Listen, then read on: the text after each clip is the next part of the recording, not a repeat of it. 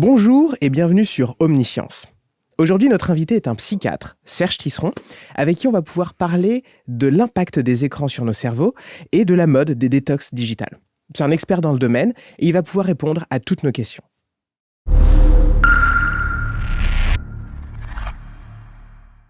Bonjour Serge Tisseron. Bonjour. Je suis très heureux de vous accueillir aujourd'hui sur notre émission. Merci d'avoir répondu à notre invitation. Donc, vous êtes psychiatre, vous êtes aussi docteur en psychologie. Vous avez écrit de nombreux livres sur l'impact des écrans sur la jeunesse. Voilà, merci pour votre réponse à notre invitation. Et du coup, voilà, ce qui va nous préoccuper aujourd'hui, ce dont on va parler, ça va être de l'impact des écrans sur les jeunes, sur même toute la population de manière générale. Comment est-ce que ça nous impacte? Comment est-ce que ça nous touche personnellement? Donc déjà, le premier constat qu'on peut faire, c'est que les téléphones nous accompagnent vraiment au quotidien. Mais que ce soit le matin, quand on se réveille, très souvent le premier réflexe, c'est de regarder sur nos téléphones nos derniers messages, nos dernières notifications. Le soir aussi, c'est souvent la dernière chose qu'on fait. Et des fois même, aux toilettes, on en voit certains passer plus de temps parce qu'en fait, ça les accompagne jusqu'à ce moment qui est censé être un moment d'intimité. Donc, Serge, ma première question, c'est est-ce que les téléphones, est-ce que les écrans sont devenus nos nouveaux doudous numériques? Qu'est-ce que vous en pensez? Alors, l'expression doudou numérique, je vais d'abord dire autre chose quand même avant. Merci beaucoup de votre invitation parce qu'effectivement, je pense que beaucoup de gens qui regardent ou qui ne regardent pas Internet d'ailleurs sont pris dans ces questions de l'importance grandissante des écrans, des conséquences sur leur vie et des conséquences sur la vie de leurs enfants. Alors, on parle en effet souvent de doudou pour les nouveaux outils numériques, notamment pour les smartphones, parce qu'on les emporte partout avec soi. Alors, il faut bien comprendre ce qu'est un doudou pour un enfant. Un doudou, l'enfant peut l'emmener partout, il y a une tranche d'âge d'ailleurs pour ça, vers 2, 3, 4 ans.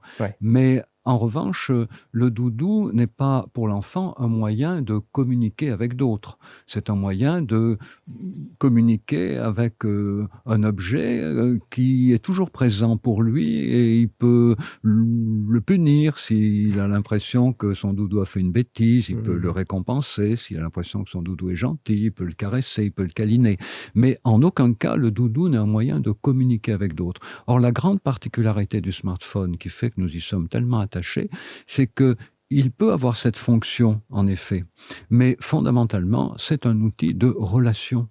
Et si on enlève son smartphone à un adolescent, c'est pas comme si on enlevait son doudou à un très jeune enfant. C'est comme si on l'empêchait d'avoir une relation continue avec ses potes. Alors, vous savez que les potes à l'adolescence, c'est fondamental. Et toute la vie aujourd'hui, on parle de réseaux sociaux, c'est pas pour rien. Entretenir son réseau, voilà. Dans le temps, vous savez, ça se faisait en présence physique. Les gens qui avaient les moyens, chaque année, faisaient une espèce de petite fête dans laquelle ils invitaient les gens dont ils étaient très proches, mais surtout les gens dont ils étaient moins proches, histoire de se rappeler à eux. Aujourd'hui, les réseaux sociaux, ils se construisent en continu. Et donc, le mot doudou, vous voyez, n'est pas vraiment adapté parce qu'il nous cache l'importance de ces outils pour notre socialisation, mais aussi parfois pour notre désocialisation, puisqu'on peut, avec ces outils, entrer en contact avec d'autres, mais on peut aussi, avec ces outils, se replier sur soi-même. C'est toute l'ambiguïté des usages. D'ailleurs, en parlant de ça, vous avez écrit un livre. Donc, le livre, c'est... D'ailleurs, c'est un livre, mais c'est aussi une méthode. C'est le 3, 6, 9, 12, qui parle justement de comment est-ce qu'on peut, comment je pourrais dire, insérer en fait des écrans dans la vie d'un enfant. Est-ce que vous pouvez en parler un petit peu? Comment est-ce qu'on procède en fait? Bien volontiers. Alors, d'ailleurs, une nouvelle édition de 3, 6, 9, 12 paraît en janvier ou février. Et cette nouvelle édition s'appelle 3, 6, 9, 12 plus. Alors, pourquoi plus? Parce que certaines personnes pensaient que les conseils ou les préconisations s'arrêtaient à 12 ans. Non, en fait, ce qu'il y a dans ce livre concerne absolument tous les âges. Et puis, pourquoi aussi le signe plus? Mais parce que nous sommes de plus en plus confrontés aux écrans et ils nous posent de plus en plus de questions. Donc, cette nouvelle édition mise à jour a pour objectif, justement, aussi de traiter des questions nouvelles qui sont apparues avec les nouveaux réseaux sociaux comme TikTok, qui fonctionnent très différemment des réseaux précédents. Alors, 3, 6, 9, 12 fait référence à 3 ans, 6 ans, 9 ans, 12 ans.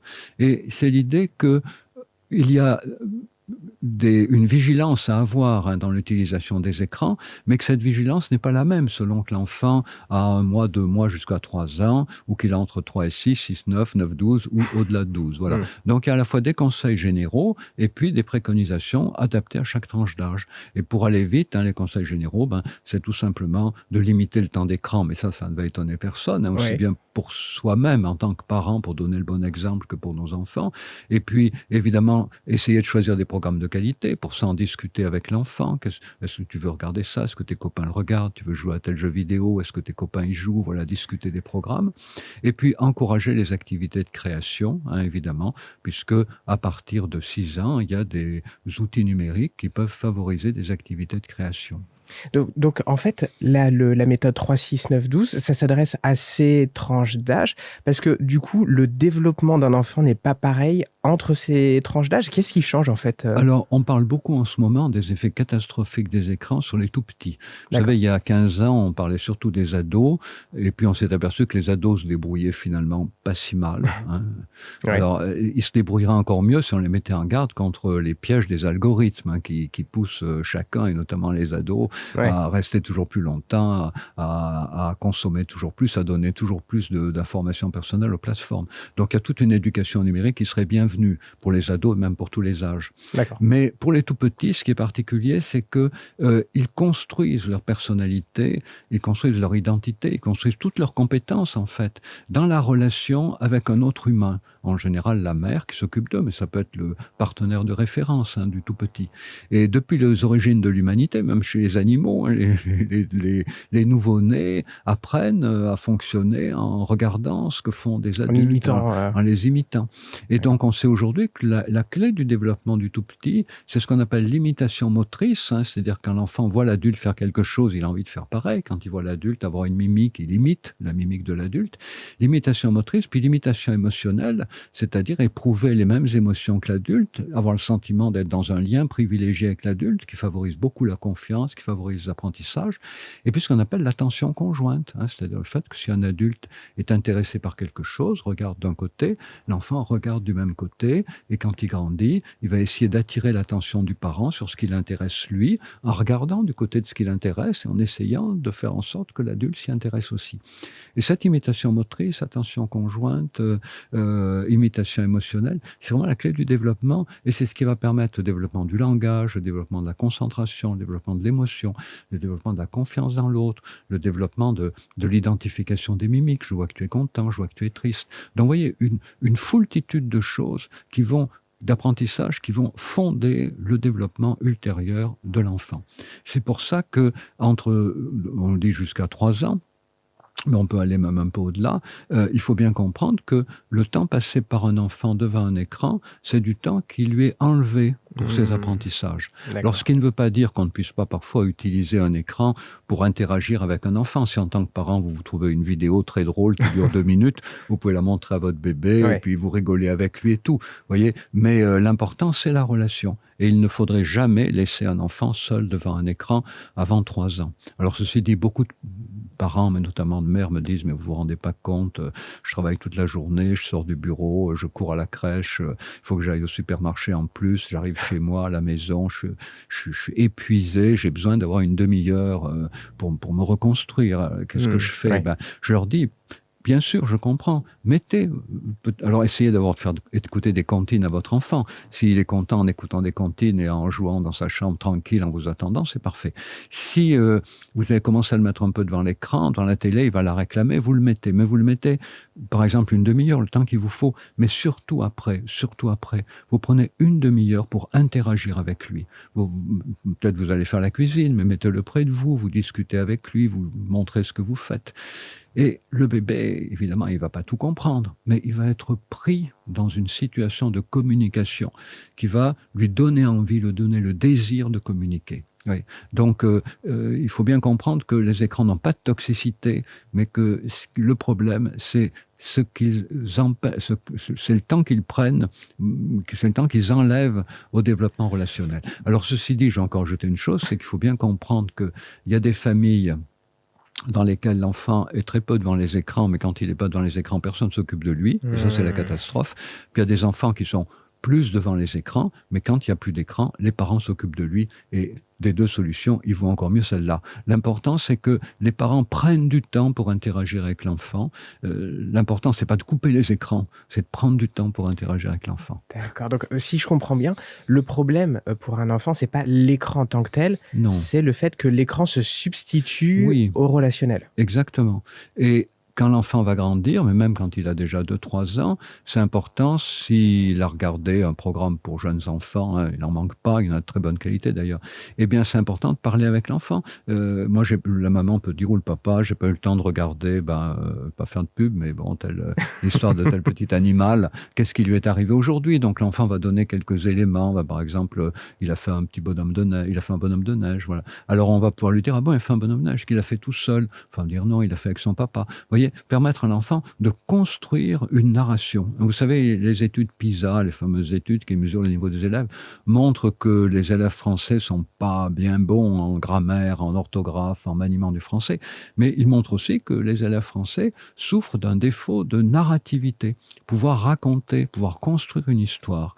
Et ça s'apprend très tôt, ça s'apprend dans le fait qu'un adulte discute avec un jeune enfant et lui demande ce qu'il a vu à la télé. Alors évidemment, on pourrait lui demander aussi ce qu'il a fait à la crèche ou ce qu'il a fait à l'école maternelle. Ouais. Mais l'enfant ne le dira pas.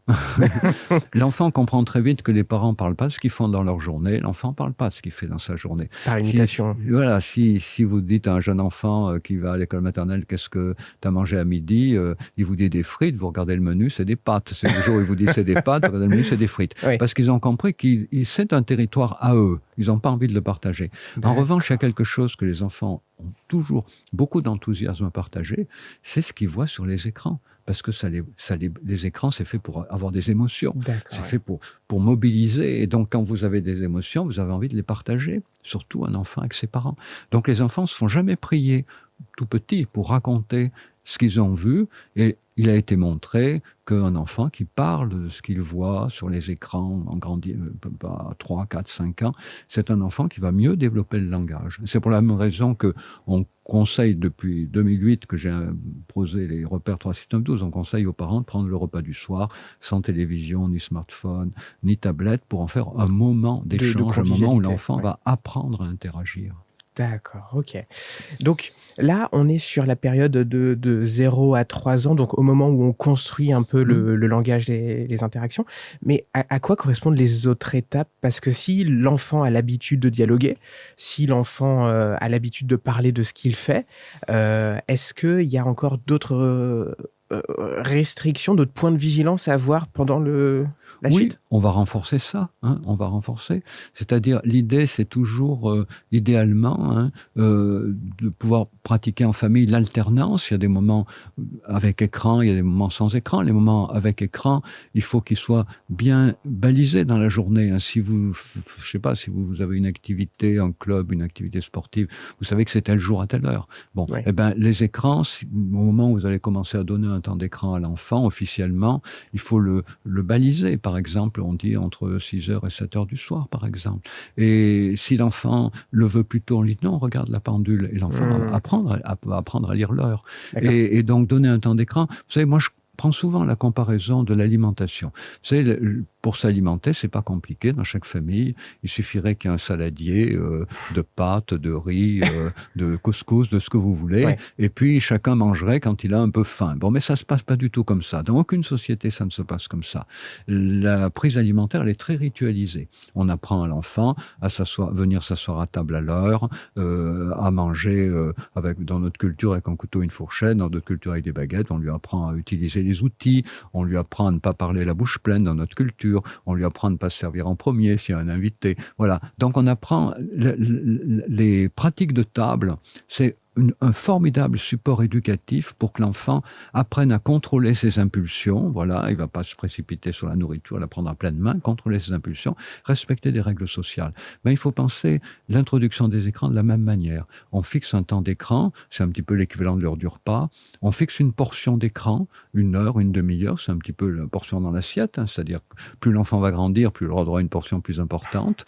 Et puis n'oubliez pas que aussi le repas il est partagé, et donc c'est important de partager des temps d'écran avec l'enfant. Par exemple, le week-end, regarder un long métrage, un dessin animé, ou un vieux de Funès. Il ne manque pas de films familiaux voilà, en France.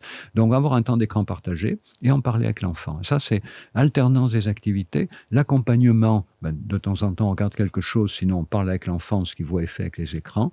Et puis, apprentissage d'autorégulation, les écrans, c'est pas toute la journée, c'est dans une tranche horaire. Mais il faut évidemment aussi prévoir d'autres activités pour l'enfant, et disons-le tout de suite, c'est plus facile quand on a de l'argent de prévoir des activités pour nos enfants que quand on n'en a pas. Parce que toutes les activités qu'on peut offrir à un enfant, en dehors de celles qu'on peut avoir avec lui, qui sont limitées si on travaille toute la journée, et elles sont des activités payantes.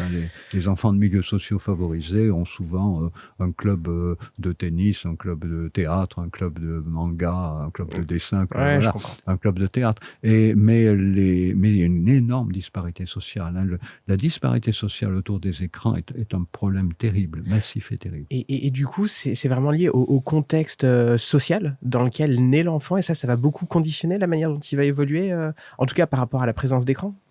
Oui, ce qui va être important, c'est que l'enfant développe le goût de la communication, la confiance dans l'autre et la capacité qu'on appelle capacité empathique, la fameuse empathie, la capacité de pouvoir comprendre ce que l'autre éprouve à partir de ses mimiques, à partir de ses gestes. Or, c'est ça qui peut manquer à un enfant qui passe beaucoup de temps devant les écrans. Vous savez, vous regardez, si vous ne l'avez pas fait, vous regardez un dessin animé qui passe à la télévision le dimanche matin ou le samedi. Alors, il y a des personnages qui bougent dans tous les sens, c'est extrêmement rapide. Ces personnages ont des émotions très fortes, on le voit sur le visage du petit héros dessiné, mais ces émotions durent très peu de temps.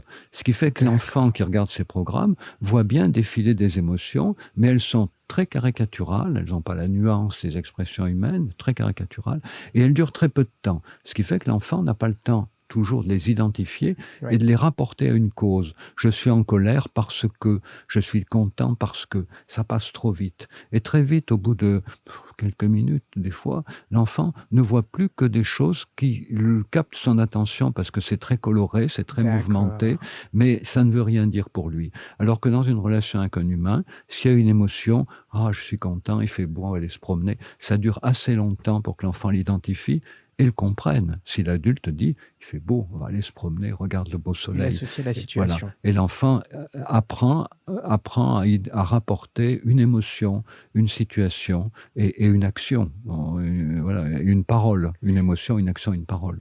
Et si jamais ça se fait pas dans cette famille, si jamais par exemple l'enfant est très souvent exposé aux écrans, c'est quoi les signes? À quoi est-ce qu'on voit les effets d'une surexposition jeune aux écrans et d'un manque d'interaction et de dialogue? Oui, alors les pédiatres régulièrement alarment sur des cas d'enfants qui ne savent pas prendre les objets parce qu'ils ne jouent pas assez avec des objets.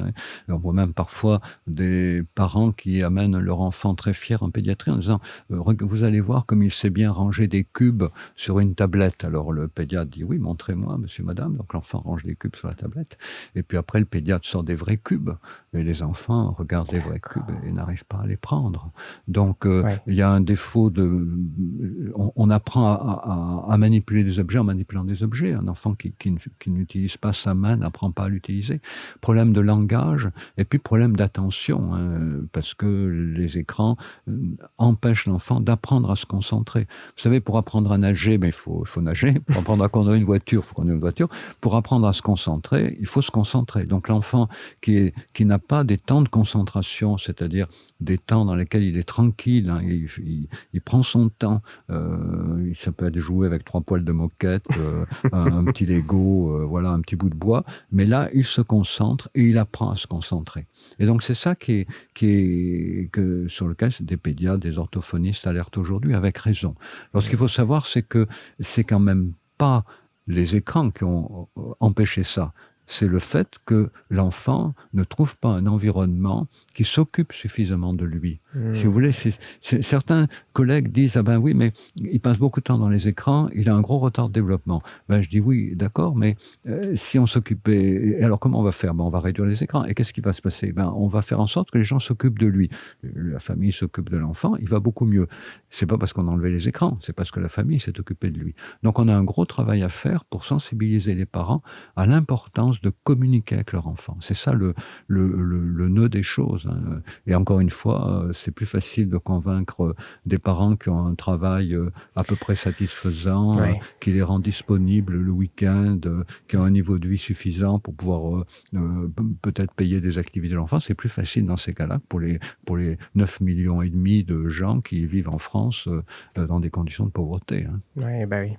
Et si jamais on a un enfant qui se retrouve dans cette situation, comment est-ce que les parents peuvent faire pour changer un petit peu la donne, peut-être corriger un travail qui a été fait? C'est possible, ça? Ah ben, c'est très très possible. Merci de cette question, parce que beaucoup de parents ont l'impression que s'ils ont un enfant à 9, 10, 11 ans qui passe beaucoup de temps dans les écrans, ils peuvent avoir l'impression à entendre certains discours alarmistes que ça y est, c'est fichu, ils ont raté le coche. Non, on peut rattraper à tout âge. Alors comment? Ben, vous savez, il faut comprendre ce qu'est la vie d'un enfant. Elle est très différente de notre propre vie. Nous, on a un métier, on a une famille, voilà, on a une maison, mais l'enfant, lui, il change constamment, chaque année, il change d'enseignant, parfois il change de copain, et puis même il change d'établissement scolaire. Oui. Bien sûr, il change d'établissement scolaire quand il passe de la maternelle à l'élémentaire au collège. Mais il peut aussi changer parce que les parents sont mutés, parce que, vous savez, il y a beaucoup de cadres aujourd'hui qui sont obligés un petit peu d'aller de ville en ville parce que leur patron les déplace. Et donc, du coup, l'enfant, il s'habitue très vite à l'idée qu'il est pris dans des changements permanents. Et il faut profiter de ces changements. Par exemple, notamment, s'appuyer sur les grandes vacances. Vous savez, beaucoup d'enfants, avant la rentrée, ils enlèvent un peu de leur chambre des jouets, des objets qu'ils peuvent rappeler quand ils étaient petits pour faire de la place, pour en introduire de nouveaux. C'est comme ça que régulièrement la chambre de l'enfant évolue et accompagne son développement. Voilà. Et ben donc, il faut profiter de ça. Il faut dire à l'enfant, mais voilà, jusqu'à maintenant, par exemple, tu regardais 2 heures de dessin animé pour les tout petits le week-end. Eh ben écoute, on va plutôt maintenant, tu es grand, tu ne vas pas passer 2 heures par jour dans les dessins animés, c'est pour les bébés. On va plutôt regarder un film ensemble pendant 1 heure, 1 heure et demie, ou une série ensemble, vous voyez. Alors ça peut être d'ailleurs une série que les parents regardaient déjà, mais qu'ils peuvent associer leur enfant, parce qu'il y a des séries familiales. Hein. Et du coup, ça permet aussi d'en parler avec l'enfant. Donc c'est ce deal, c'est cette renégociation qu'il faut faire en permanence. Et encore une fois, les parents, pour ça, ils doivent s'appuyer sur les ruptures de rythme de l'enfant. Les vacances, d'ailleurs, vous savez, il y a des enfants qui passent beaucoup de temps dans les écrans en famille, chez leurs parents, mais quand ils vont en vacances chez les grands-parents, ils y passent plus de temps. Et quand on dit à l'enfant, mais comment ça se fait, t'es toujours scotché devant la télé à la maison, et chez ton grand-père ou ta grand-mère, t'y es pas? Ben, il dit, oui, je m'occupe autrement. Mon grand-père m'emmène à la pêche, ma grand-mère m'apprend à faire des recettes de cuisine, elle m'emmène au marché, au village, elle m'emmène voir des amis qui ont des chèvres et des moutons, je sais pas. Et donc, du coup, l'enfant est tellement occupé autrement qu'il oublie la télévision. Si vous voulez, le grand problème, c'est de trouver des activités de remplacement. Ouais. Et alors, les grands-parents, souvent, ont beaucoup de temps pour proposer ces activités de remplacement, mais ça implique aussi, bien sûr, ce qu'on appelle la politique de la ville. C'est-à-dire que dans les villes, il y a beaucoup plus d'activités accessibles, notamment aux gens les plus démunis, les plus pauvres, qui offrent des activités alternatives aux enfants. D'accord.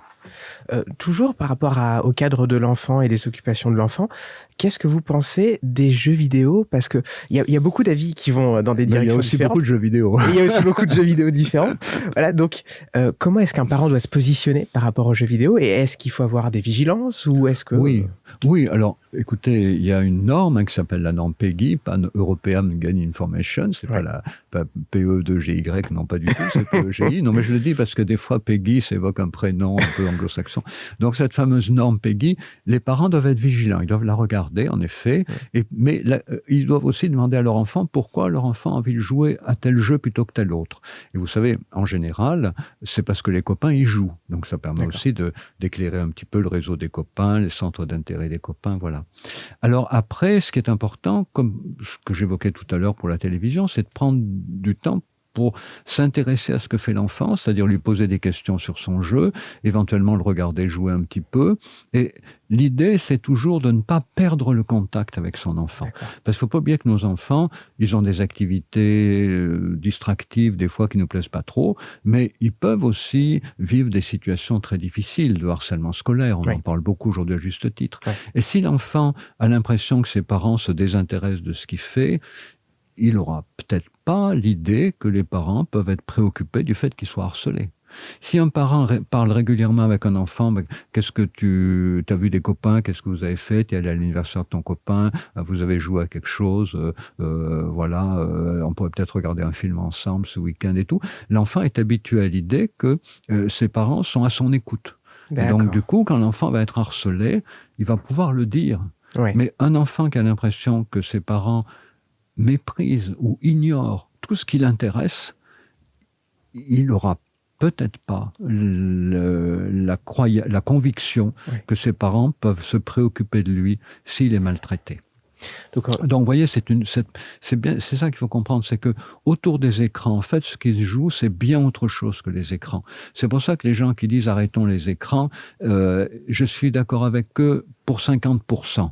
Ils ont raison, il faut limiter les écrans, limiter. En revanche, l'autre 50%, c'est qu'il faut prendre beaucoup plus de temps pour nous occuper de nos enfants. Et ça, il faut constater quand même que beaucoup de parents sont peu disponibles parce qu'ils sont tout autant sollicités que les enfants pour regarder la dernière série, Netflix, ou être sur les réseaux sociaux. Et leurs enfants en souffrent. J'ai fait il y a quelques années une enquête auprès des 9-12 ans qui n'ont pas encore de smartphone, 8-12 ans qui n'ont pas de smartphone.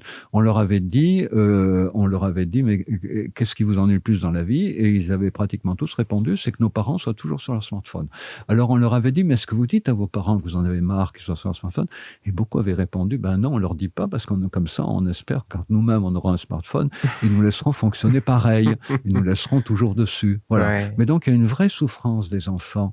Et je me souviens même d'un ami qui m'avait dit avoir demandé à son fils, qu'est-ce que tu voudrais pour ton anniversaire? Et son fils lui avait répondu, je voudrais que tu ne sois plus sur ton téléphone quand tu me réponds à une question que je t'ai posée. Et ça, il faut vraiment que les parents qui sont habitués à leur smartphone prennent conscience du fait que quand on a un enfant, des fois, entre son smartphone et son enfant, il faut choisir son enfant. D'ailleurs, il y a même une nouvelle problématique décrite aux États-Unis sous le nom de technoférence. Technoférence, c'est l'interférence d'une technologie dans une relation. Et il a été montré que les parents, qui sont nombreux hélas, qui utilisent leur smartphone en même temps qu'ils interagissent avec leur tout petit. Bon, par exemple, ils jouent à une activité, mais comme le bébé est un peu lent, eux, ils regardent leur smartphone, ou bien ils discutent avec leur enfant, mais tout d'un coup, leur smartphone vibre et leur regardent, ils ont l'impression que 3 neurones suffisent pour répondre à leur bébé, donc ils utilisent les autres sur leur smartphone. Alors, le problème, c'est que du coup, ils sont beaucoup moins mobilisés émotionnellement par leur bébé, donc ils ont moins de mimiques, toujours cette question des mimiques. Et puis, ils font des phrases plus courtes, puisqu'une grande partie de leur attention est scotchée à leur smartphone. Et des études américaines ont montré que les bébés en souffrent. Ils ont l'impression que les parents ne sont pas disponibles, ils ont l'impression que les parents ne les prennent pas en compte, ils peuvent même développer des troubles du développement, alors des troubles du langage aussi, parce que les phrases sont trop courtes, des troubles de la reconnaissance des mimiques, parce que les adultes ne sont pas disponibles à l'identification des mimiques de leur bébé, et les bébés sont incompris. Et donc, il a même été montré que vous laissiez un bébé très longtemps devant une télé, ou bien que vous interagissiez toujours avec votre bébé en même temps qu'avec votre smartphone, c'est à peu près pareil. Donc, vous voyez, ce qui est important, c'est pas les écrans, c'est la disponibilité aux gens qui nous sont proches, et à commencer par les enfants tout petits. D'accord, et c'est vrai que le fait d'avoir en permanence un téléphone dans les doigts, du coup, ça capte le peu d'attention qui nous reste, qu'on pourrait, distribuer, Oui, ça réduit, si vous voulez, si vous avez une capacité d'attention de 100, si vous en mettez 60 sur votre smartphone, vous n'avez plus que 40 pour votre bébé. Ouais. Et lui va faire la différence. Et puis, en plus, si vous voyez toujours sur votre smartphone, qu'est-ce qu'il va faire? Dès qu'il va voir le smartphone sur une table, il va se précipiter pour le prendre. Et il y a des gens qui disent, incroyable, tout petit, il a déjà envie de... C'est pas du smartphone qu'il a envie, c'est de l'objet que les parents ont toujours à la main. Les parents auraient toujours à la main une orange. Dès qu'ils verraient une orange sur une table, ils se précipiteraient sur l'orange. Ok. Autre question, donc là je change légèrement de sujet. On nous parle aussi beaucoup d'école 2.0, donc le fait d'insérer de la technologie dans l'apprentissage. Qu'est-ce que vous en pensez? Est-ce que c'est une bonne chose? Alors, c'est une bonne chose à condition de prendre en compte les apprentissages qui bénéficient des outils numériques, les apprentissages qui ne bénéficient pas, et puis de prendre en compte aussi les élèves qui peuvent bénéficier d'apprentissage avec ce numérique et ceux qui ne peuvent pas. Je vous donne un exemple. Pour l'apprentissage de la lecture, par exemple, il a été montré que les enfants qui maîtrisent bien la lecture papier vont énormément bénéficier de basculer vers la lecture tablette. Parce que comme ils maîtrisent bien la lecture, avec la lecture tablette, ils vont avoir accès à l'hypertexte. Et ça va développer considérablement ce qu'on appelle la mémoire exploratoire, enfin la mémoire associative avec les hyperliens. Par contre, les enfants qui maîtrisent mal la lecture papier, si on leur propose de lire sur tablette, ça va les handicaper. Donc, vous voyez, un enseignant qui a 30 élèves, s'il en a 10 qui maîtrisent bien la lecture ou 20 et les autres qui ne la maîtrisent pas, il ne peut pas introduire la tablette pour tout le monde. Donc, ça oblige vraiment à travailler avec des effectifs moins nombreux et puis à savoir précisément qui peut bénéficier de quoi. Et aujourd'hui, il y a beaucoup d'études qui montrent que dans certaines conditions, avec certains types d'apprentissage, ça peut être positif, d'autres pas. Donc l'idée aussi, c'est de vouloir dire on va tout faire sur tablette. C'est ce qu'avaient fait certains pays nordiques qui maintenant disent non, on a fait une bêtise. Tout ne peut pas se travailler sur tablette et tous les enfants ne peuvent pas en bénéficier. Donc il faut être très attentif. Et faire selon les matières, selon les disciplines, et puis surtout faire une formation des enseignants. Parce que beaucoup d'enseignants ne sont pas vraiment formés à une utilisation des tablettes. Ouais. Et si vous voulez, il faut comprendre que la tablette, ce qui est formidable quand les enfants la maîtrisent, c'est qu'ils peuvent travailler en collaboratif. Par exemple, vous avez une classe, il y a des niveaux différents dans la classe. Si le maître parle à tous les élèves, il ne donne qu'un seul discours pour tout le monde, mais les élèves peuvent se regrouper, même s'ils ne sont pas proches physiquement, ils peuvent travailler ensemble via leurs tablettes, communiquer ensemble avec les tablettes. Et donc des élèves qui sont à deux extrémités de la classe peuvent éventuellement travailler ensemble sur le même sujet, parce que grâce à la tablette, ils peuvent travailler ensemble. Donc la tablette, c'est très utile pour développer le collaboratif, pour développer les activités partagées. Donc ça peut vraiment changer positivement les stratégies d'apprentissage, parce que vous savez, en France, ce qui manque beaucoup, c'est justement ça. Ce qui caractérise les pays anglo-saxons, de tradition luthérienne en général, c'est le fait qu'ils sont habitués à construire ensemble. C'est une tradition protestante, on lit la Bible ensemble, on discute et tout. Donc, du coup, des outils numériques peuvent être introduits beaucoup plus vite dans des apprentissages courants. Ça, alors, j'en dis trop, là, donc vous l'enlèverez tout ça, parce que là, on se perd un peu.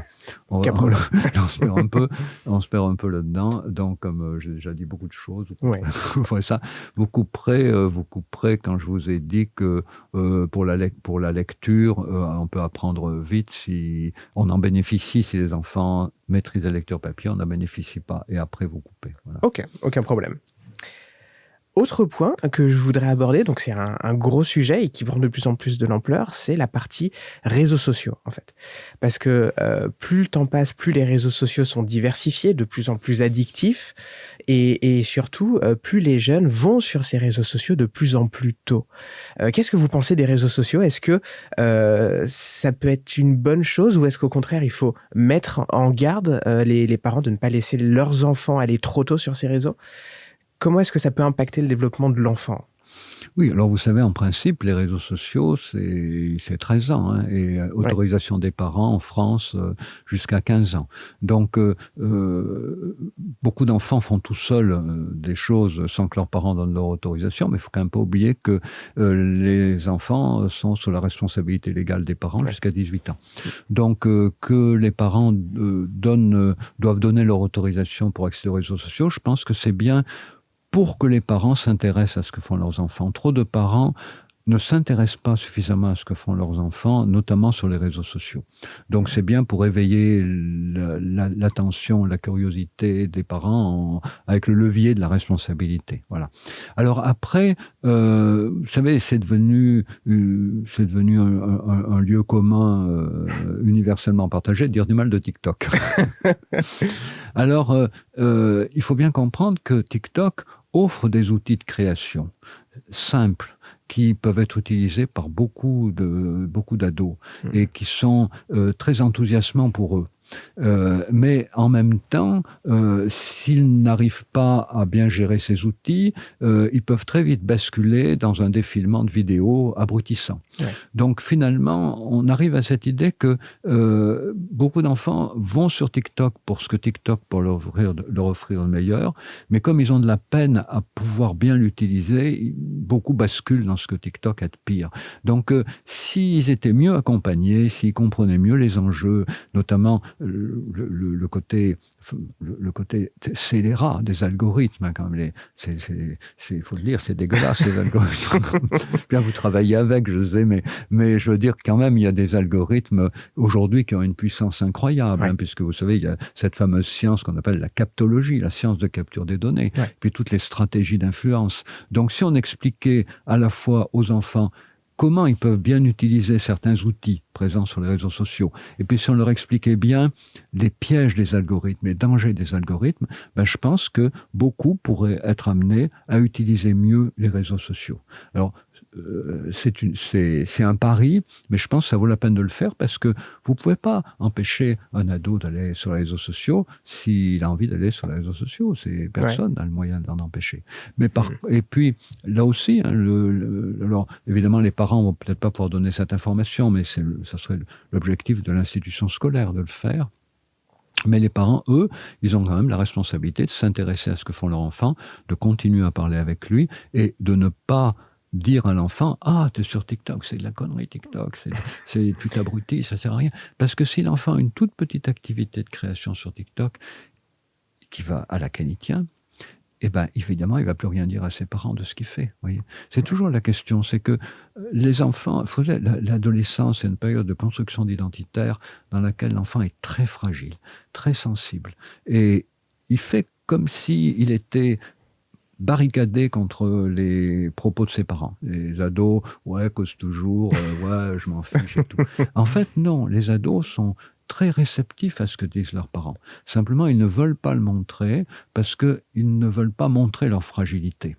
Ils veulent, avec ses copains aussi, toujours l'ado, toujours on assure, j'assure, j'assure, t'inquiète, j'assure. Ça, c'est la phrase d'ado, t'inquiète, j'assure. Mais il essaye de se rassurer lui-même. Et donc, il faut que les parents continuent. C'est très ingrat, l'adolescence, parce qu'il faut que les parents continuent à s'intéresser en sachant qu'ils risquent toujours d'encourir le reproche de trop vouloir mettre leur nez là où ils ne devraient pas mettre leur nez. Mais en même temps, si les parents ne s'intéressent pas à ce que font leurs ados, l'ado a l'impression qu'il se désintéresse de lui. Et du coup, il ne va plus rien dire de ce qu'il fait. Vous voyez, c'est cet équilibre qu'il faut trouver. Et les réseaux sociaux, ben aujourd'hui, ils rentrent dans cette recherche d'un équilibre. Encore une fois, limiter le temps d'écran, c'est valable pour les réseaux sociaux. Hein, discuter avec l'enfant, utiliser bricoler le smartphone, voilà, et autant que c'est possible. Et puis, discuter avec l'enfant, avec l'adolescent, de ce qu'il voit et fait sur les réseaux sociaux. Parce que des fois, vous savez, un adolescent, il trouve un truc drôle sur un réseau social. S'il sait qu'il ne va pas être condamné par ses parents d'y être allé, il peut le montrer à ses parents, on en rigole ensemble, et c'est le point de départ d'une discussion. Qu'est-ce que tu y fais? T'en as vu d'autres? Voilà. Donc, ne diabolisons pas les réseaux sociaux, mais n'ayons pas la naïveté de penser qu'ils sont faits pour nous servir. Ils ne sont pas D'accord. faits pour nous servir, ils sont faits pour rapporter de l'argent aux plateformes. Mais ceci dit, les voitures ne sont pas faites pour nous servir, elles sont faites pour apporter de l'argent aux industriels de l'automobile. Ce n'est pas pour ça qu'on ne peut pas en tirer un bon parti. C'est la même chose. Ouais, je comprends parfaitement. Mais donc là, on parlait aussi des réseaux sociaux en consommation, mais l'aspect réseaux sociaux, c'est aussi de la création, c'est aussi de la participation. Oui. Donc le fait des fois de mettre des photos de soi, comment est-ce qu'on peut apprendre, éduquer un enfant qui est aussi dans cette phase où il apprend le concept d'intimité, il commence à Oui. construire? Oui, mais ça commence bien en amont, hein. Vous savez, on sait que les enfants qui construisent bien leur intimité, c'est des enfants qui ont affaire à des parents qui construisent bien leur intimité. Si un enfant a affaire à des parents qui se promènent tout nus tous les soirs ou tous les matins dans l'appartement, il aura plus de peine à construire son intimité qu'avec des parents qui ont un peignoir. Et même chose pour les toilettes. Si les toilettes ne ferment pas à clé, l'enfant aura plus de peine à construire son intimité que si ça ferme à clé. Ouais. Donc, les enfants construisent leur intimité en s'identifiant à des parents qui ont construit leur intimité. Et puis alors après, quand l'enfant va grandir, il va avoir peut-être un appareil photo numérique. Moi, je conseille toujours, quand les enfants ont 6-7 ans, d'offrir un appareil photo numérique. Pas du tout un smartphone, hein, un appareil photo numérique, parce que comme l'enfant, en général, est beaucoup photographié par ses parents, parce que ses parents aiment bien photographier leur enfant, mettre sur les réseaux sociaux éventuellement, et donc l'enfant, quand il a un appareil photo numérique, il va pouvoir être celui qui fabrique ses propres images, pas seulement celui qui est pris en image, celui qui fabrique ses propres images. Et à ce moment-là, peut-être que l'enfant, il va être tenté de photographier, je sais pas, moi, un parent en train de manger, la bouche pleine, ou un parent au sortir de la douche. Et là, les parents doivent dire, ah non, écoute, moi, j'ai droit à mon intimité. Tu ne dois pas me photographier à ce moment-là, je m'y oppose. L'enfant va dire, mais pourquoi? Les parents vont dire, parce que chacun a droit à décider s'il peut être pris en photo, ou filmé, ou s'il n'est pas. C'est le droit à l'intimité. Et vous voyez bien qu'il faudra que les parents jouent le jeu, c'est-à-dire que si l'enfant dit, parce que tout de suite l'enfant va faire ça, non, je ne veux pas être photographié quand je suis sur ma bicyclette, c'est mon droit à l'intimité. Le parent va dire quand même, l'enfant va dire non, c'est mon droit à l'intimité. Donc voilà, il faudra jouer le jeu, mais ça vaut la peine parce qu'on aura peut-être quelques photos de moins, mais l'enfant construira son intimité. Et puis après, la question va très vite se poser, mais les parents vont dire, mais cette photo, elle est super, cette photo de toi. L'enfant va dire, ouais, je suis bien là-dessus. Est-ce que tu es d'accord? On va l'envoyer à tes grands-parents, tes oncles, tes tantes, etc., qui habitent peut-être à l'autre bout du monde. Et l'enfant va dire oui ou va dire non. Et s'il va dire non, on va dire oui, effectivement, tu as droit, c'est le droit à l'image. C'est le droit à l'image, c'est que si j'ai donné mon autorisation à être filmé, photographié, ce qui ne veut pas dire que je donne mon autorisation à ce que l'image aille là où j'ai pas envie qu'elle aille. Donc là aussi, droit à l'intimité, droit à l'image. Et si un enfant est accompagné par ses parents dans la découverte de son droit à l'intimité, de son droit à l'image, il aura intégré ça après, hein, et il se comportera bien. Le grand problème, c'est que ça ne fonctionne pas. C'est-à-dire, dans beaucoup de familles, les enfants sont beaucoup photographiés sans qu'on leur demande leur avis. Les photos sont beaucoup envoyées un peu partout. Alors, je ne dis pas qu'il faut demander l'avis de l'enfant à chaque fois avant de photographier, bien sûr, mais quand on fait des tas de photos, vous savez, en vacances, par exemple, le soir, prenons un peu de temps pour décider lesquelles on garde et lesquelles on écrase. Et ça évitera de rentrer de vacances avec 1000 photos et de ne pas savoir quoi en faire parce qu'on n'aura jamais le temps de les trier. Trions-les tous les soirs. Mais avec les gens photographiés, notamment avec nos enfants, est-ce que celle-là on la garde? Est-ce qu'on ne la garde pas? Et hop, on l'écrase. Et la fin est introduite au droit à l'intimité et au droit à l'image. D'ailleurs, en parlant d'intimité, vous avez écrit un livre qui s'appelle Intimité surexposée. Je crois que c'était en 2001. Voilà, donc ça date un peu. Qu'est-ce que vous en pensez du coup aujourd'hui, 20 ans plus tard? Le livre date, mais le concept ne date pas. L'extimité, c'est un livre sur l'extimité, mais l'éditeur n'avait pas voulu qu'on l'appelle l'extimité parce qu'il a dit personne ne va rien y comprendre. Donc il a appelé l'intimité surexposée. Mais j'ai été le premier à utiliser le mot d'extimité dans un sens qui aujourd'hui a pris beaucoup d'importance. Je n'ai pas créé le mot, hein, d'autres l'avaient utilisé avant moi. Mais j'ai dit, voilà, l'extimité, il faut la comprendre comme le désir de montrer des facettes de soi que jusque-là, on a gardées dans l'intimité. Et donc, je l'ai dit en 2001, c'était par rapport à la mission de télévision Love Story, mais depuis, le concept a pris beaucoup d'importance avec Internet. Les réseaux sociaux, c'est quoi? On montre des aspects de soi que jusque-là, on n'avait pas montré en public. On les montre publiquement, alors peut-être un petit groupe de copains, mais aussi, pourquoi pas, au monde entier.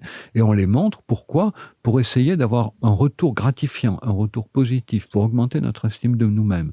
Par exemple, je joue de la guitare dans ma chambre tout seul, j'ai l'impression que ce que je joue, c'est vachement bien, mais je n'ose pas le faire écouter à mes parents parce qu'ils vont me dire travaille plus tôt, et à mes sœurs ou à mes frères parce qu'ils vont se moquer de moi, donc je vais le mettre sur Internet.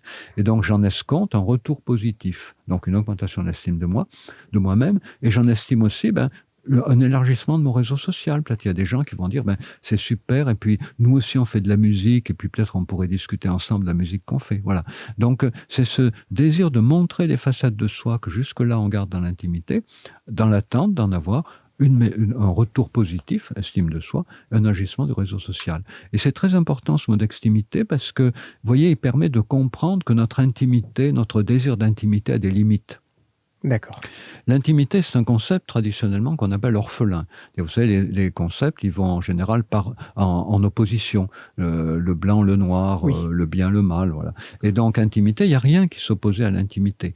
Et donc, je propose l'extimité. Nous avons chacun un désir d'intimité qui est d'avoir des choses qui nous sont propres, mais un désir d'extimité qui nous invite à les partager. Et notre identité sociale est définie à tout moment par l'équilibre entre ces deux désirs. Si on n'est pas de désir d'extimité, on se replierait toujours sur nous, en se sentant toujours plus menacé par le monde. On voudrait garder tout ce qui nous arrive pour nous sans le partager.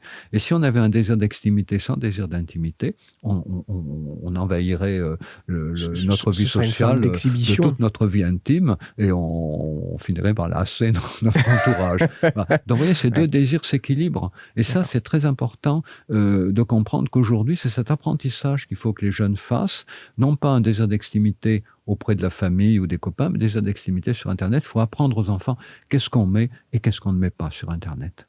Oui. Dans un autre ouvrage, enfin, c'est même plus une conférence, donc dans une conférence, vous avez parlé de la honte. Oui. Est-ce que l'anonymat sur des réseaux sociaux, la possibilité d'être anonyme, c'est pas quelque chose qui vient exacerber cette absence de honte et ce qui crée des comportements des fois un peu virulents, un peu dangereux? Oui, alors sur la honte, j'ai écrit un livre en 1992 qui est régulièrement réédité avec des ajouts d'ailleurs. Et dans l'un des derniers ajouts, j'ai dit la honte qui semblait avoir disparu du paysage social, parce que tout était axé sur la culpabilité, en fait, elle est revenue par Internet. Parce que sur Internet, il n'y a pas de moyen de punition. Qu'est-ce qui fonctionne sur Internet? C'est l'ostracisme, c'est-à-dire vous êtes exclu de votre groupe. Et donc, la honte a fait retour dans notre culture par Internet.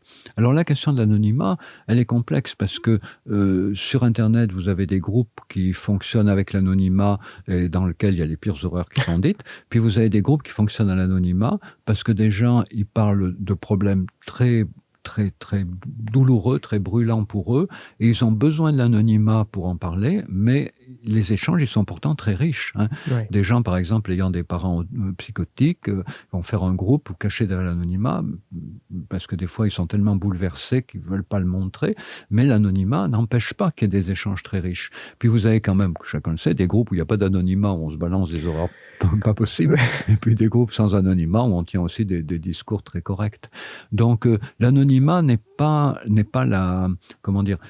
Anonymat n'est pas synonyme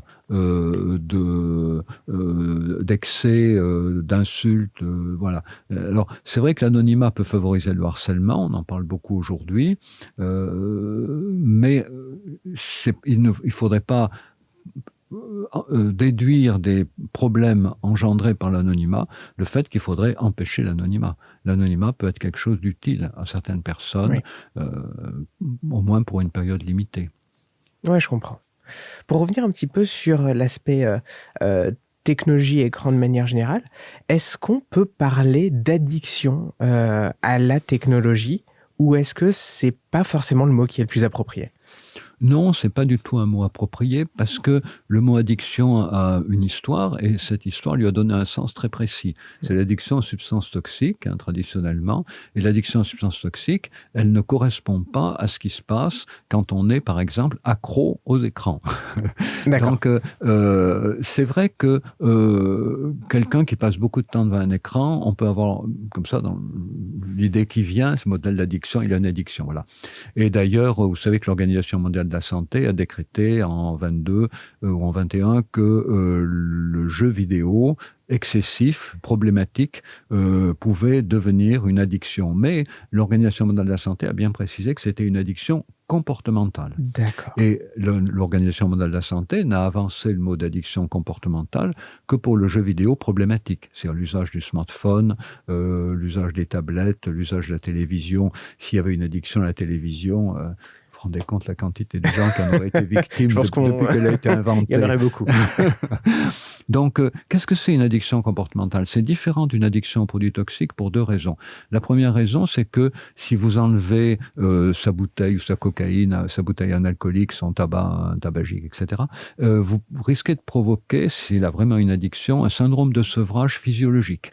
Comment ça se manifeste? C'est-à-dire qu'il va y avoir une modification du rythme cardiaque, des transpirations, peut-être des troubles respiratoires, et donc du coup, on envisage une hospitalisation. Et quand on veut faire un syndrome de sevrage, soit il faut le faire très lentement, comme vous le savez, soit si on le fait brutalement, il faut le faire en milieu hospitalier. Si vous enlevez sa tablette à un enfant qui passe ses journées sur les tablettes, il ne sera pas content parce que il aura l'habitude d'avoir sa tablette. Donc, si vous cassez l'habitude de quelqu'un, il n'est pas content. Hein. Si quelqu'un prend sa voiture tous les matins pour aller travailler à 2 km de chez lui, le jour où sa voiture est en panne, il n'est pas content. Pourtant, il peut bien y aller à pied. Donc, les habitudes comportementales, elles se figent très vite. On est des créatures d'habitude. Et donc, l'addiction comportementale, elle simule l'addiction, mais si on enlève la chose, l'écran en l'occurrence, il n'y a pas de syndrome de sevrage physiologique. Il y a un mécontentement qui peut donner l'impression qu'il y a un syndrome de sevrage, mais il n'y a rien d'inquiétant. Voilà, c'est du mécontentement, c'est tout. Et la deuxième caractéristique, et celle-là, elle est encore plus spectaculaire, c'est que si on enlève son produit toxique, si on permet à quelqu'un qui a une addiction à un produit toxique d'être sevré, on sait bien qu'il ne faut pas qu'il retouche son toxique. Hein. On peut rechuter en buvant un petit verre d'alcool, en fumant une cigarette. On sait bien que la rechute, c'est la grande menace de la personne qui s'est sevrée. Les gens à sevrage tabagique, il faut sevrer 7 ou 8 fois de suite, je crois, pour arriver à s'en débarrasser. Okay. La rechute est permanente. Et donc, c'est quelque chose qui ne se trouve pas du tout dans l'addiction comportementale. Et on le sait bien puisque beaucoup d'ados ont été suspectés d'avoir une addiction entre 14 et 16, 17 ans parce qu'ils passaient tout leur temps sur les jeux vidéo. Et puis beaucoup de parents ont dit mais jamais il pourra avoir un métier, jamais il pourra faire des études et tout. Et puis tous ces ados, on sait ce qu'ils sont devenus. Hein, voilà, vous en êtes peut-être un.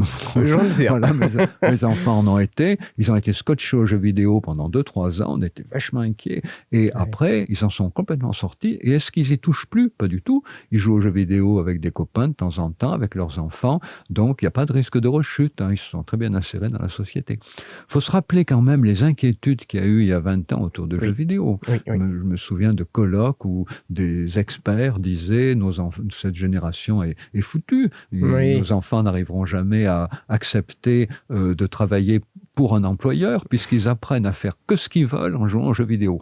Comme quoi, ces experts n'avaient jamais touché un jeu vidéo, parce qu'on ne fait pas ce qu'on veut dans un jeu vidéo. Vraiment pas. Mais donc, vous voyez, et aujourd'hui, j'ai un petit peu l'impression d'entendre les mêmes inquiétudes. Voilà. Parce que c'est démagogique, évidemment, quoi. Génération foutue, catastrophe sanitaire, l'apocalypse, quoi, voilà. Mais rappelons-nous quand même que tous ces jeunes s'en sont sortis. Pourquoi? Parce qu'ils avaient acquis quand même le contrôle des impulsions. C'est pour ça que c'est très important, avec les enfants petits, de leur permettre d'acquérir ce contrôle en ritualisant les temps d'écran. Mais apprenons aussi à les ritualiser pour nous. Hein, c'est-à-dire, on reçoit des notifications sur nos réseaux sociaux, débranchons-les et regardons-les à heure fixe. Prenons nos repas partagés avec nos collègues de travail en laissant nos smartphones de côté. Et voilà, apprenons à ritualiser nos consommations et apprenons à nos enfants à ritualiser leur consommation. Les jeux vidéo, c'est telle heure et telle heure, la télé, c'est telle heure à telle heure, etc. Et lorsqu'on a ritualisé sa consommation, eh bien, on a un contrôle des impulsions qui va faire que on va être capable, quand on va allumer un écran, enfin c'est idéalement, mais il faudrait que quand on allume un écran, on sache toujours pourquoi on l'allume, c'est-à-dire pas l'allumer par fatigue, par désœuvrement, mais on va avoir un programme, voilà, et savoir combien de temps on se donne. Voilà, par exemple, c'est 9h du soir ou 10h du soir, je vais regarder tel programme jusqu'à minuit, à minuit je m'arrête.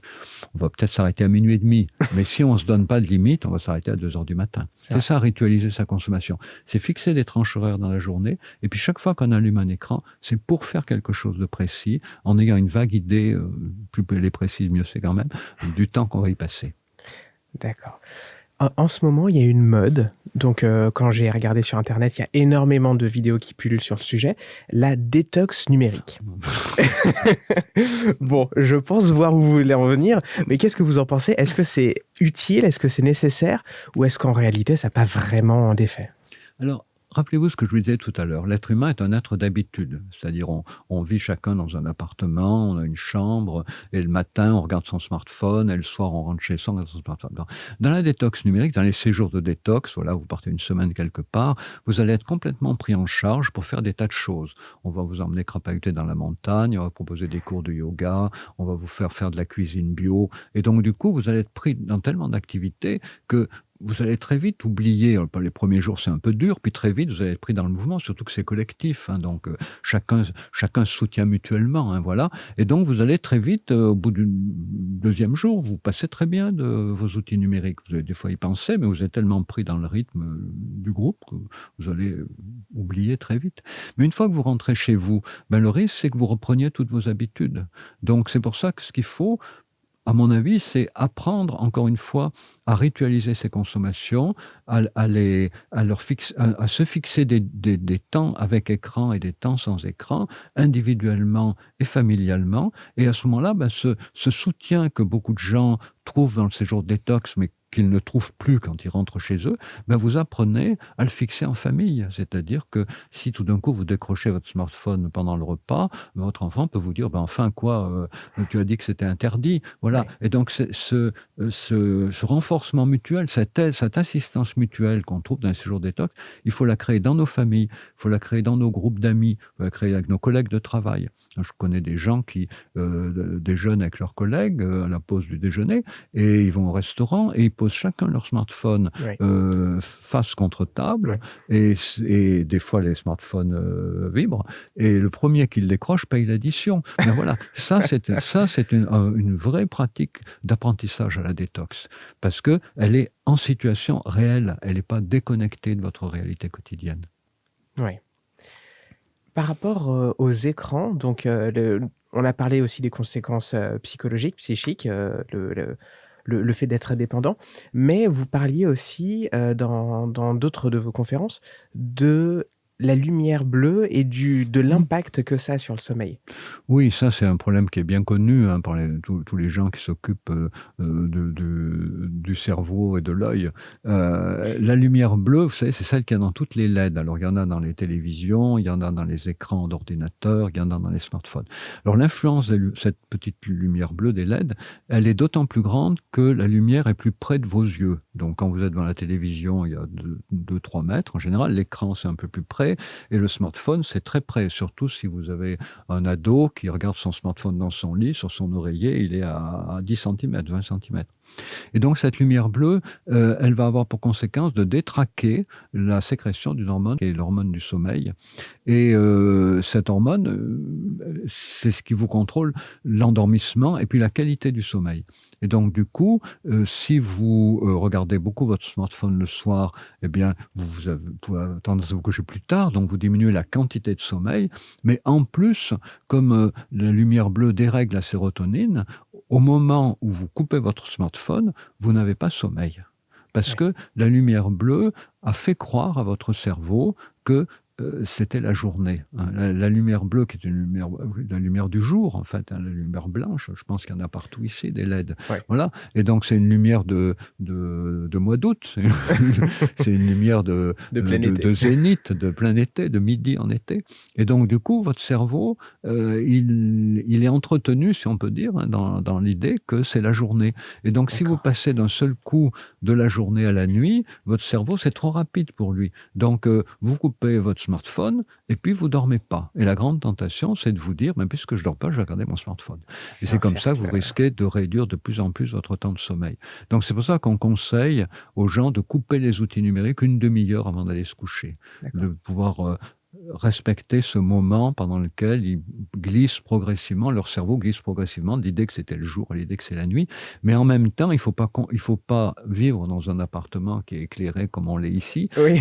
parce que ça sert à rien de couper votre smartphone si vous avez dans une pièce entièrement fermée une lumière qui est équivalente à la lumière de midi au mois d'août.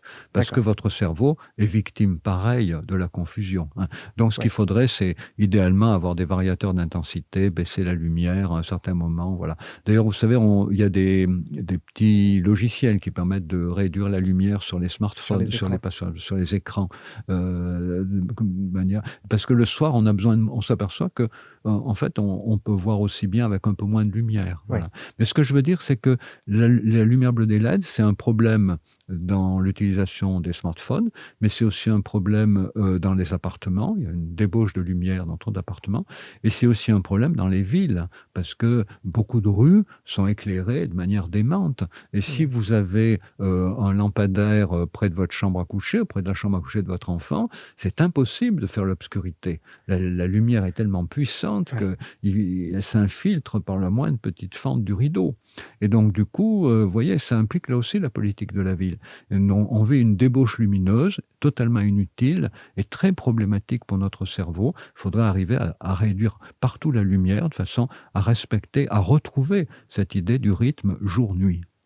Donc, pour ceux qui voudraient se déconnecter un petit peu plus, récupérer un meilleur sommeil, les conseils que eux pourraient appliquer de manière très concrète, ce serait quoi? S'il y avait peut-être 1, 2 ou 3 conseils? Couper les écrans une demi-heure avant de se coucher, baisser la lumière chez soi. Si on a des rhéostats, c'est parfait. Sinon, on éteint quelques lumières si on a plusieurs qui sont éclairées. Voilà. Et puis, ne jamais dormir avec son smartphone, parce que ni enfant ni adulte, parce que si adulte vous dormez avec votre smartphone, votre enfant dit moi aussi j'ai droit à dormir avec mon smartphone, voilà. Mais le problème, c'est que l'enfant, lui, risque de se connecter la nuit, alors que vous êtes plus raisonnable. À qui le mieux le contrôle des impulsions? Donc vous l'utilisez comme réveil matin, mais votre enfant vous dit moi aussi je l'utilise comme réveil matin, mais en fait il risque d'y retourner la nuit. Donc voilà, ces 2 conseils: couper les écrans une demi-heure avant d'aller se coucher. Et on peut utiliser le smartphone dans sa chambre, mais quand on décide de dormir, on met le smartphone dans une autre pièce. On ne garde pas le smartphone dans sa chambre. Quitte à avoir un petit réveil. Achetez un réveil, voilà. C'est le conseil qui est un peu bête qu'on peut donner, mais achetez-vous un réveil. Voilà. Achetez un réveil à tous les membres de la famille. C'est dans chaque chambre, il devrait y avoir un réveil, et que personne ne puisse justifier d'emmener son smartphone dans sa chambre parce qu'il n'a pas de réveil. D'accord, ok. Comment est-ce que vous voyez l'évolution des réseaux sociaux dans les 5-10 prochaines années? Et ce serait quoi les pièges dans lesquels il faudrait faire attention à ne pas tomber? Alors, personne ne sait quels seront les réseaux sociaux. TikTok est apparu et s'est développé d'une manière complètement inattendue. Hein. Donc, vous savez, j'aime bien dire que la seule chose dont on peut être sûr à propos de ceux qui prédisent ce qu'il y aura demain, c'est qu'ils seront ridicules demain. Donc, parce qu'on n'en sait absolument rien. Alors, ce qu'on peut dire, c'est qu'il faut que l'État oblige à beaucoup plus de régulation. D'accord. Voilà. Et il faut faire beaucoup plus d'éducation aux pièges du numérique, enfin aux possibilités du numérique, aux richesses du numérique, mais aussi aux dangers du numérique. Moi, je vois beaucoup les choses, vous savez, en termes d'éducation, parce que l'éducation, elle prépare non seulement à bien utiliser ce qui existe, mais aussi à bien utiliser ce qui existera.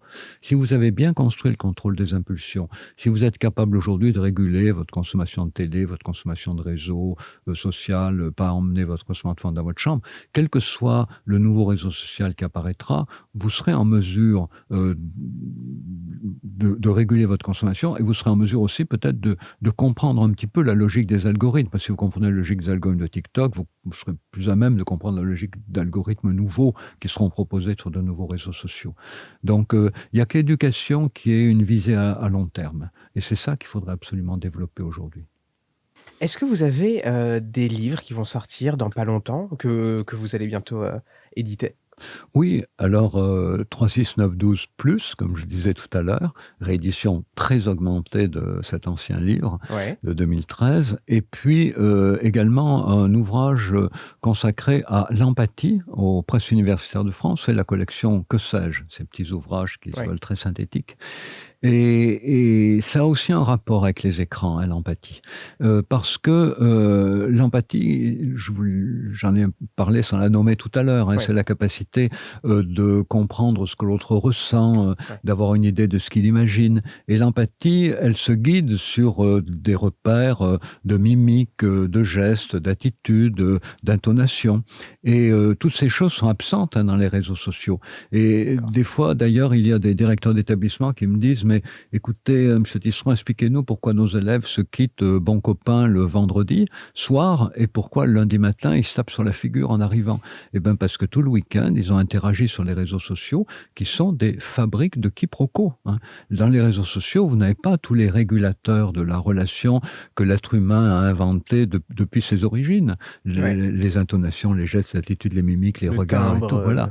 Toutes ces choses. Alors, il y a des émoticônes, mais c'est d'une pauvreté affligeante et ça augmente les quiproquos plus qu'autre chose. Donc voilà. Et donc, ces élèves, ils communiquent bien sûr beaucoup sur les réseaux sociaux toute la semaine, mais tous les matins, ils se retrouvent et ils évacuent les quiproquos. Mais 2 jours, même 2 jours et demi, vendredi soir, samedi, dimanche et le lundi matin, les quiproquos se sont accumulés. Et donc ça, c'est la compétence empathique, c'est la capacité de se guider sur ce qu'on voit de l'autre, sur ce qu'on comprend de l'autre. Et donc, cette compétence empathique, effectivement, elle disparaît sur les réseaux sociaux et avec des conséquences parfois dramatiques, c'est-à-dire des enfants n'arrivent plus à comprendre ce que veulent ou ce que pensent leurs camarades. Et vous avez des enfants qui ont l'impression de se sentir menacés, par exemple, par certains élèves qui ne les menacent pas du tout. Donc, ils peuvent à ce moment-là être tentés d'attaquer, hein, l'attaque préventive. Et on leur dit, mais pourquoi tu as attaqué ton copain? Parce que c'est lui qui allait m'attaquer. Mais non, à quoi tu as pensé ça? J'ai vu qu'il était un peu... Mais pas du tout, voilà. Et donc, vous voyez, l'empathie, il faut vraiment la travailler aujourd'hui. Et ça commence très tôt, interagir avec les enfants. Je n'ai beaucoup parlé tout à l'heure, c'est ce qui va... Les enfants empathiques sont les enfants, tout simplement, qui ont affaire à des parents empathiques. Si les parents sont attentifs aux réactions de leurs enfants, les enfants deviennent attentifs aux réactions des parents, puis de leurs camarades, d'être proche en proche. Donc voilà, construire l'empathie, c'est vraiment essentiel. C'est pour ça que j'ai écrit ce livre aux Presses universitaires de France. Et on s'aperçoit aujourd'hui que c'est important dans le cas du harcèlement, mais bien au-delà, hein, pour assurer une vie sociale apaisée, pour assurer des communications sociales sereines. D'accord, donc là, si je comprends bien, la partie communication digitale serait aggravée par le manque d'empathie ou c'est... L'empathie est quelque chose de difficile dans la vie courante, on le sait bien, hein. Ça nécessite de prendre en compte beaucoup d'éléments et puis savoir aussi qu'on peut se tromper. On peut croire que quelqu'un est dans une certaine humeur et en fait, pas du tout, on peut se tromper. Donc l'empathie, c'est pas seulement le fait de comprendre, c'est aussi de savoir qu'on peut se tromper dans ce qu'on comprend. Ouais. Les deux sont aussi importants l'un que l'autre. Et alors, la communication humaine est toujours très difficile, elle est toujours menacée par les quiproquos. Mais on arrive à les lever justement parce que on a un corps, parce que ce corps le parle pour nous, parce qu'il y a des gens dont on se dit, mais ils disent ce qu'ils pensent et ils pensent ce qu'ils disent, puis il y en a dont on se dit, non, c'est pas le cas. Donc on se guide sur un tas de petits signes. Le problème des réseaux sociaux, c'est que tous ces signes n'existent pas, Ouais. et donc le risque de quiproquo de toute relation, qui existe dans toute relation, il est aggravé sur les réseaux sociaux. Et comme ce risque de quiproquo est aggravé sur les réseaux sociaux, avec en plus ces algorithmes, comme vous savez, qui enferment chacun dans des bulles, Oui. dans lesquelles vous avez l'impression que tout le monde est d'accord avec vous. En fait, c'est une petite communauté, même parfois avec des robots qui vous renvoient des avis positifs sur ce que vous racontez, mais en fait, vous croyez que c'est des humains, non, c'est des robots. Et donc, comme les réseaux sociaux en plus aggravent l'enfermement dans des bulles, mais même indépendamment des bulles, les réseaux sociaux vous empêchent d'utiliser toute cette communication, appelle la métacommunication, cette communication qui n'est justement pas digitale, mais qui est analogique, mais qui est basée sur l'intuition, sur la communication intuitive.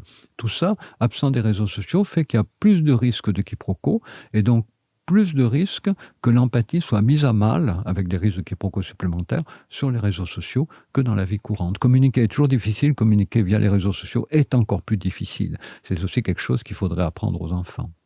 D'accord, donc ce livre va sortir en janvier. Exactement. Voilà, donc normalement l'épisode sera sorti en janvier. On va mettre tous les liens dans la description si ça vous intéresse. En tout cas, merci beaucoup Serge pour votre présence et aussi pour toute notre conversation. Et n'hésitez pas à liker, à vous abonner et à partager. Et il y aura de nouveaux invités qui vont venir dans pas longtemps, qui seront tout autant intéressants. Merci beaucoup Serge. Merci à vous. Au revoir. Au revoir.